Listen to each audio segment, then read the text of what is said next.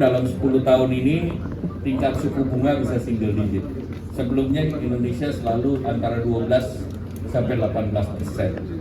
Tetapi dengan capaian sekarang tentu tingkat suku bunga seharusnya kita bisa dorong untuk lebih rendah lagi. Karena spread antara inflasi dengan tingkat suku bunga masih relatif tinggi. Dan tentu masih ada tantangan lain yaitu situasi global yang memang suku bunga di Amerika masih relatif juga tinggi. Kemiskinan juga single digit di 9%. Pengangguran terbuka 4,82%, artinya orang yang bekerja sekarang sudah sekitar 142 juta. Jadi ini sudah relatif tinggi. Dan kalau kita lihat PDB kita di 2014 itu 10.000 triliun dan hari ini sudah 20.000 triliun. Jadi kita sudah naik hampir 100%. Pada saat 2014 cadangan neraca perdagangan kita negatif, tapi sekarang kita punya neraca perdagangan positif. Cadangan devisa di 2014 itu hanya 100 billion, sekarang sudah 150 billion. Jadi apapun angka ini semuanya naik dan positif. Jadi dengan ekonomi kita 20.000 triliun, anggaran kita kan sekitar 3.600. Artinya apa? Artinya Kadin menjadi penting. Karena ekonomi daripada anggaran negara itu 3.600 dibandingkan 20.000 triliun. Nah, sisanya adalah domestic demand, konsumsi itu 56%.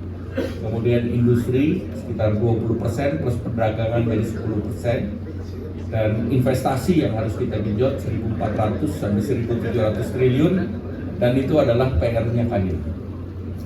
Tidak ada yang lain kecuali Kadin yang kerja bersama BUMN.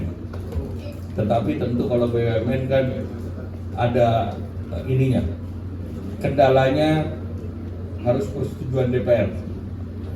Kalau Kadin ini kelihatannya saya lihat ada yang TBK itu persetujuan publik, kalau yang nggak TBK persetujuan istri saja Pak. Jadi itu menjadi penting. Kemudian kita juga mendorong UMKM. Nah, UMKM ini sangat penting karena UMKM ini bagian daripada ekonomi kelas menengah. Walaupun spending UMKM kita antara 2 juta sampai dengan 9 juta. Jadi deltanya juga tebal, dan kita sering sebut yang ini aspiring middle class, itu yang tebal di bawah. Oleh karena itu kita penting untuk mendesain social safety net agar yang aspiring middle class tidak turun ke bawah, dan yang aspiring middle class kita dongkrak agar bisa maju ke depan. Nah, kita lihat apa program pemerintah di kelas menengah. Salah satunya adalah kredit usaha rakyat. Kredit usaha rakyat setiap tahun digelontorkan oleh pemerintah sekitar 270 triliun, dan pada saat COVID di atas 300 triliun. Dan ini diberikan kepada UMKM. Besarannya 0 sampai 100 juta itu tanpa jaminan, 100 sampai 500 itu mulai dengan jaminan, 500 sampai 10 miliar itu adalah kredit komersial. Nah, itu yang perlu didorong oleh pemerintah. Nah, tentu persoalannya bagaimana kita mendorong kredit yang kalau kur dijamin pemerintah, subsidinya deltanya dibayar. Ini bunganya hanya 6%. Tetapi yang komersial bunganya saya masih mendengar masih double digit. Nah, itu yang menjadi persoalan, dan kita harus terus dorong karena masalahnya resikonya adalah resiko banker. Kalau kur resikonya pemerintah yang tanggung, orang kita bayar juga insuransinya, Jamkrindo dan Askrindo, sehingga kecil sekali exposure perbankan terhadap resiko kur. Nah, oleh karena itu selama COVID memang tumbuhnya itu di kelas menengah dan sebagian besar karena stimulus kur. Nah, ke depan kita berharap bahwa yang komersial ini juga bisa lebih didorong. Nah, apa yang dibelanjakan oleh kelas menengah? Kita tahu bahwa kelas menengah sudah beyond food. Jadi yang dibelanjakan adalah perumahan, otomotif, jasa dan hiburan. Kalau jasa dan hiburan sepertinya di ruangan ini ahlinya semua, jadi tidak perlu saya bicarakan.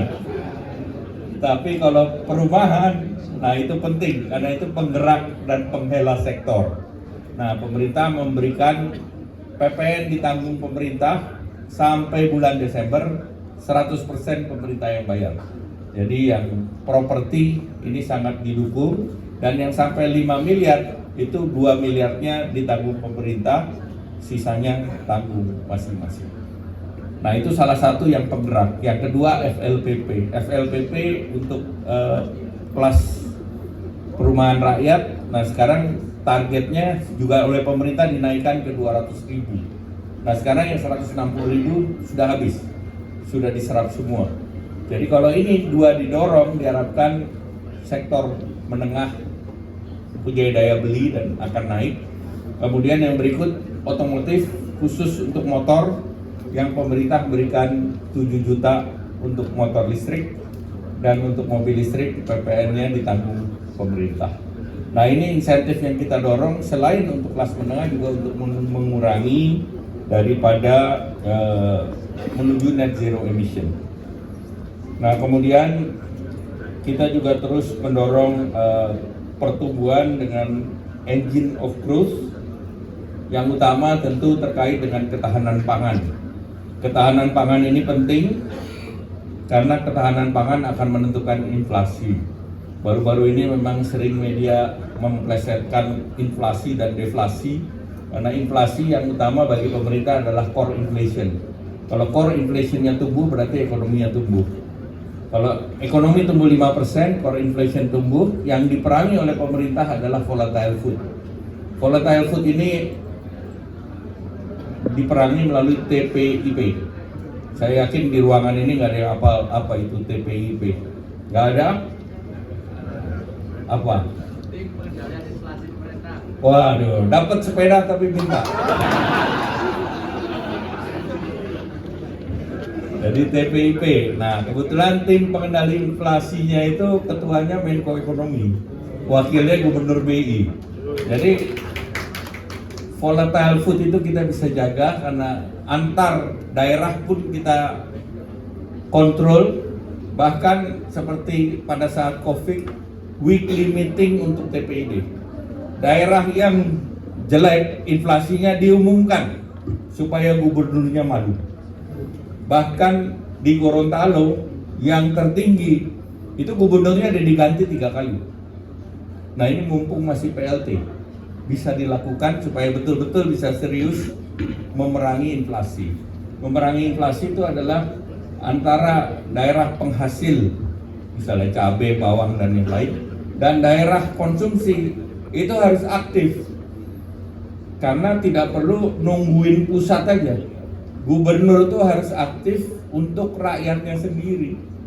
Jadi itu yang didorong dengan TPID, sehingga inflasi itu bisa ditekan karena ada subsidi transportasi dan yang lain menggunakan APBD. Jadi kalau kita bilang inflasinya turun, deflasi, ya ini karena ada extra effort oleh pemerintah menurunkan volatile food. Salah satu misalnya untuk beras, kan pemerintah juga melakukan importasi beras untuk menjaga stok beras. Jadi minyak goreng pemerintah juga kerja, minyak kita dan yang lain. Jadi itu adalah kerja-kerja pemerintah, dan tentunya inflasi ini perlu dijaga dalam range yang 2,5 plus minus 1%. Jadi selama itu kita relatif aman.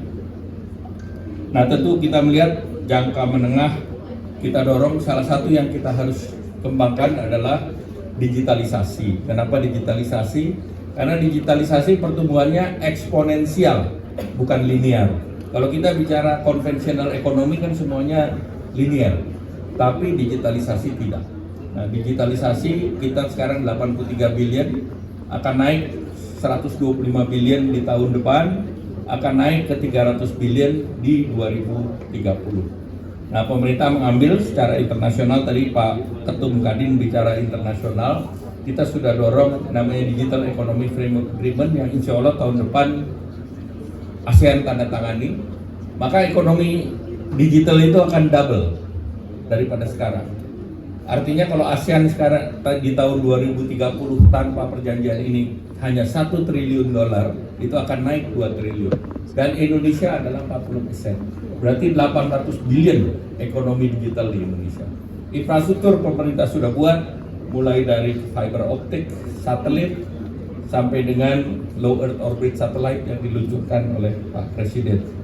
Dan satu lagi yang paling penting di digital ekonomi adalah artificial intelligence dan semiconductor.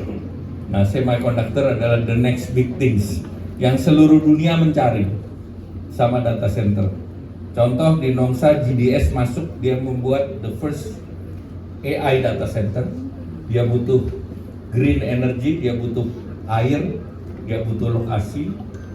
Jepang GDS diundang bukan hanya disuruh invest, tetapi mereka Jepang pemerintahnya jadi co-investor. Nah, demikian pula semiconductor. Amerika juga ikut menjadi investor di dalam semiconductor. Ada government participation. Jadi karena dunia sedang bersaing, kita tidak boleh kalah. Walaupun kita saat sekarang masih melakukan baby step di semiconductor. Jadi PR kepada Kadin, semiconductor ini harus kita dukung karena ke depan tidak ada satu gadget ataupun tools atau home appliance tanpa semiconductor. Kemudian yang berikut, kita akan mendorong aksesi OECD. Aksesi OECD ini PR besar karena itu mencakup berbagai sektor, dan saya juga sangat berharap Kadin menjadi mitra pemerintah untuk aksesi OECD. OECD ini 59 triliun dolar ekonomi. Begitu kita comply, saya yakin investasi kita akan masuk. Dan kemudian yang terakhir yang kita juga mau masuk adalah CPTPP, Comprehensive Progressive Trans-Pacific Partnership. Kenapa ini penting? Karena walaupun sudah ditinggal Amerika, ini jalan terus 11 negara.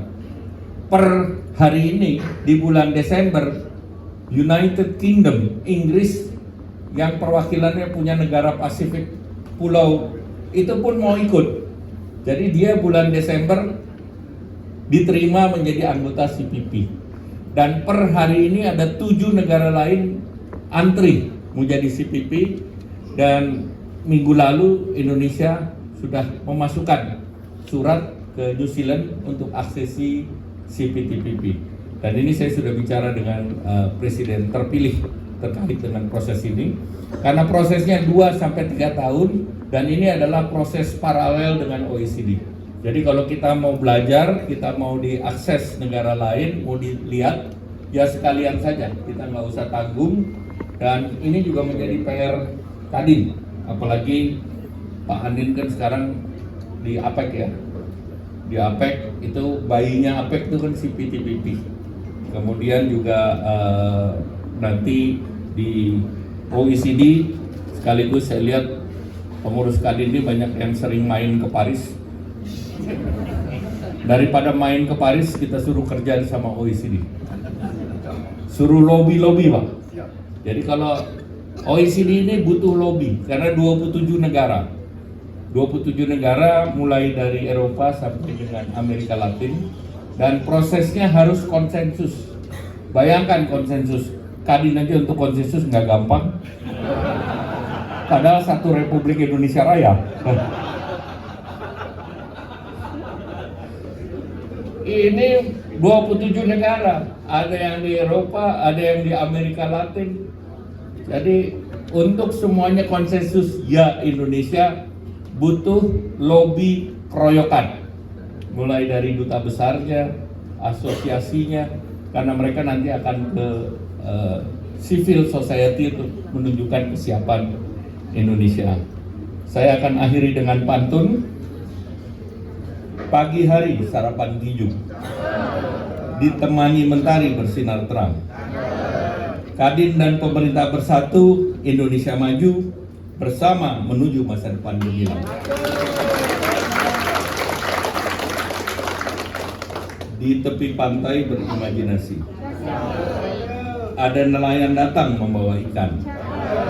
Pengusaha dan pemerintah berkolaborasi, bersama kita raih masa depan.